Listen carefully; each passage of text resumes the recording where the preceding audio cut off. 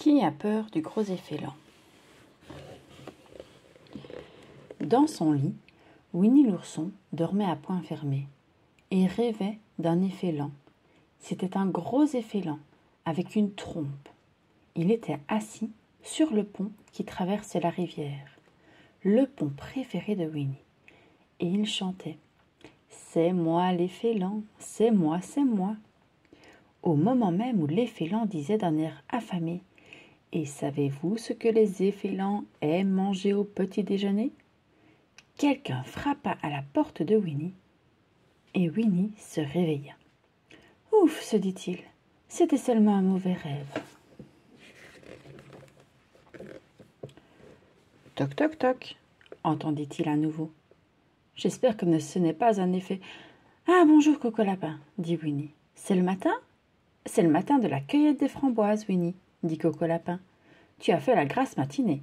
Maintenant, viens avec moi. »« Mais je n'ai pas pris mon petit-déj. »« Pas le temps, » dit Coco Lapin. « Nous allons ramasser les meilleures framboises de toute la forêt des rêves bleus, de l'autre côté du pont. »« De l'autre côté du pont, » dit Winnie, qui revoyait l'effélan de son rêve. « Es-tu bien sûr que les meilleures framboises ne poussent pas de ce côté-ci ?»« Ne discute pas, » dit Coco Lapin. Et Winnie eut tout juste le temps d'attraper un pot de miel, avant d'être saisie par la patte et entraînée jusque chez Coco Lapin. Devant la maison de Coco Lapin, Porcinet, Petit Gourou, Tigrou et Bourriquet attendaient déjà, prêts à partir. « Bonjour Winnie, » dit Porcinet. « As-tu bien dormi ?»« Pas vraiment, Porcinet, » répondit Winnie. « Tu sais, j'ai rêvé d'un gros... »« Pas le temps de raconter tes rêves, » dit Coco Lapin. « Plus vite les framboises seront cueillies, plus vite je pourrai faire ma confiture. En route pour le pont. » En arrivant près du pont, Winnie l'ourson sursauta de frayeur. Là, devant eux, sur le pont, ils voyaient le derrière d'un gros animal, avec une queue qui se balançait doucement de gauche à droite. « C'est un effélan !» s'écria Winnie, « le même que dans mon rêve. »« Un effélan !» s'étrangla Porcinet. « À quoi l'an ?» demanda Bourriquet. « Une horrible bête, énorme et terrifiante, » haleta Tigrou. « Même les tigrous ont peur des effélans. »« Je suis sûre que c'est lui, » dit Winnie. « Coco Lapin, nous ne pouvons vraiment pas traverser le pont ici, n'est-ce pas ?» Coco Lapin tremblait de peur, et Petit Gourou s'accrochait à lui. « Non, Winnie, ce n'est pas possible. Mais nous allons trouver un autre moyen de traverser. Suivez-moi. » Les amis longèrent la rivière jusqu'à ce qu'ils rencontrent un tronc d'arbre qui était tombé en travers de la rivière. « Voilà un pont très pratique, » dit Coco Lapin. « Alors, qui traverse le premier ?»« Moi, » dit Tigrou. « Les tigrous aiment beaucoup traverser les ponts. »« Sois prudent, Tigrou, » dit Coco Lapin. « Prudent ? Mais il n'y a aucune raison d'être prudent, » dit Tigrou. Et d'un bond, il sauta sur le tronc. Tigrou n'avait pas remarqué que l'autre extrémité du tronc ne touchait pas tout à fait l'autre rive. Le tronc d'arbre se mit donc à danser sur l'eau, en même temps que lui, et il se retrouva dans l'eau, avec un plouf retentissant. « Ça, c'est bien du Tigrou, » soupira Bourriquet. « Et vous appelez ça un pont ?» bredouilla Tigrou, en nageant fébrilement vers la rive. « Je n'appelle pas ça un pont, moi !» Essoufflé et haletant, il se hissa sur l'autre bord. Puis il se retourna vers les autres. « Eh bien, et vous, comment allez-vous traverser ?» demanda-t-il. « Je suppose que maintenant, c'est moi qui dois hisser ce tronc jusque sur la rive. Mais c'est très facile pour un tigrou aussi costaud que moi. » Et Tigrou souleva le tronc jusque sur la rive, le transformant ainsi en un véritable pont. « À ton tour de traverser, Petit Gourou !» cria-t-il. « Il n'y a plus aucun danger maintenant. » Petit Gourou bondit sur le tronc et se mit à sautiller joyeusement en chantant « Regardez-moi, regardez-moi !» mais en oubliant lui-même de regarder où il marchait. Éclaboussé par Tigrou, le tronc était devenu glissant. Petit Gourou dérapa et tomba dans l'eau avec un petit plouf très discret. « Je peux nager, dit Petit Gourou. Regardez-moi, je sais faire des battements de jambes. Si ma maman me voyait. Où est ma maman? Oh là là, je ne sais plus nager. » Et la tête de Petit Gourou disparut sous la surface de l'eau. « Ne t'inquiète pas, je suis là, dit Tigrou. » Il plongea et tira Petit Gourou hors de l'eau. Puis il le lança en l'air plusieurs fois de suite pour le sécher un peu.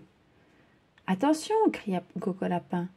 Maintenant que tu l'as sauvé, ne le laisse pas tomber à nouveau. » Petit Gourou était tout heureux de sauter en l'air, et Tigrou le rattrapa à chaque fois. « Maintenant, j'aimerais bien me réchauffer dans la poche douillette de ma maman, dit Petit Gourou. « Je ne sais pas où est maman Gourou, dit Coco Lapin. Elle devait venir avec nous ce matin, mais elle n'était pas au rendez-vous. C'est à qui le tour? Qu'est-ce que tu en dis, Winnie? »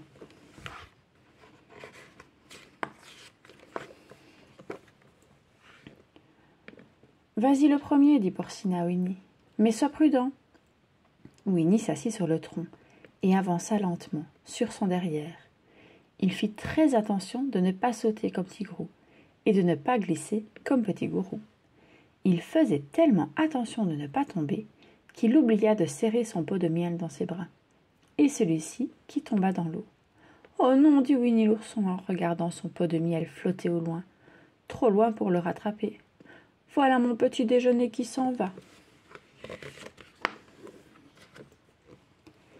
Et Winnie continua d'avancer tout doucement, jusqu'à ce qu'il atteigne l'autre rive. « À toi, Porcinet, dit Coco Lapin. » Porcinet était vert de peur. Il y avait déjà eu 3 accidents ce matin. « Je crois que j'aimerais mieux rencontrer un effélan que traverser ce pont dangereux, dit-il. » Mais Tigrou, Petit Gourou et Winnie l'ourson se mirent à crier. « N'aie pas peur, Porcinet, tu peux y arriver. 1, 2, 3, vas-y !» d'une voix si encourageante que Porcinet grimpa sur le tronc en tremblant. Le pont se mit à tanguer, et Porcinet se mit à tanguer aussi. Alors il fit demi-tour et revint sur la berge en courant. « Je n'y arriverai pas, dit Porcinet. S'il te plaît, Bourriquet, est-ce que je peux grimper sur ton dos pour traverser ?» Mais Bourriquet secouait la tête. « Je ne comprends pas pourquoi il faut traverser cette rivière, dit-il. De toute façon, pourquoi tenez-vous tellement à faire de la confiture de framboise? Faisons de la confiture de chardon à la place. » Mais quand Porcinet déclara « Oh, Bourriquet, je me sentirais tellement en sécurité sur ton joli dos si doux et si confortable. » Bourriquet ne put résister à la flatterie. « D'accord, dit-il, mais je te préviens, pas de sautillement, pas de glissade et ne fais rien tomber dans l'eau. »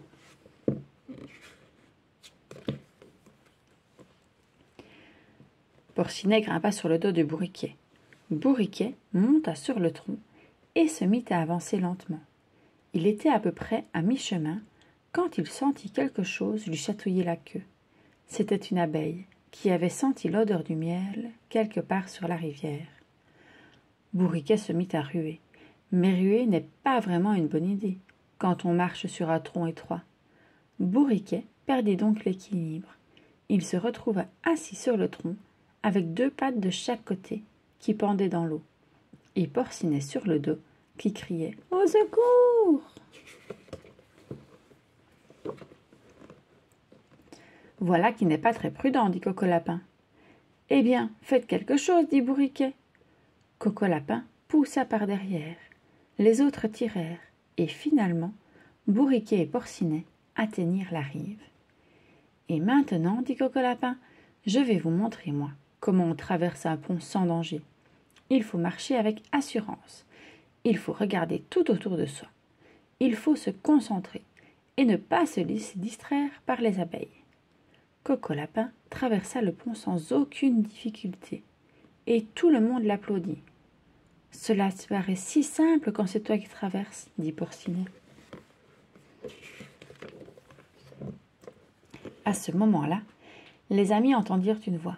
« Mais pourquoi donc traversez-vous la rivière sur un tronc d'arbre quand il y a un pont un peu plus loin ?» C'était Maman Gourou, et Petit Gourou se réfugia immédiatement dans sa poche. « Mais, Maman Gourou, dit Winnie, il y a un effélan sur le pont. J'ai vu sa queue se balancer. » Je vous ai attendu sur le pont, dit maman Gourou, et je peux t'assurer qu'il n'y a pas d'effet lent. Mais la journée était si belle et chaude que je me suis peut-être endormie. Alors c'était ta queue que nous avons vue se balancer, et non pas celle de l'effet lent, demanda Winnie l'ourson. Eh oui, mes chéris, répondit maman Gourou.